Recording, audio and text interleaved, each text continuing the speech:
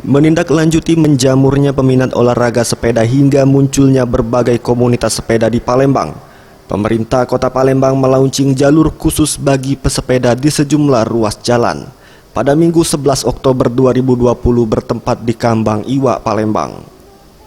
Usai launching, Wali Kota Palembang Harnojoyo mengutarakan, dalam launching ini dihadiri sedikitnya 40 komunitas sepeda dan bertujuan untuk memberikan motivasi bagi para pesepeda di Palembang agar dapat melakukan hobi bersepeda dengan aman di jalan raya.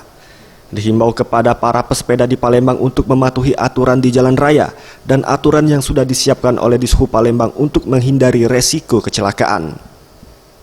Tentu memberikan motivasi kepada pengguna sepeda. Sekarang ini aja sudah 40-an komunitas yang diundang kan.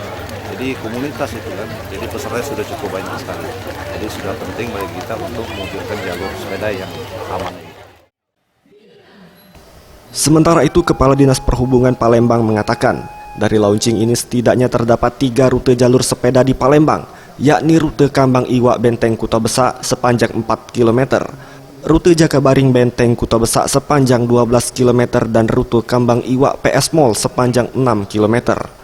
Untuk pesepeda juga diterapkan jam khusus di mana hanya pada pukul 6 pagi hingga pukul 10 pagi dan sore hari pada pukul 15 hingga pukul 19 waktu Indonesia Barat.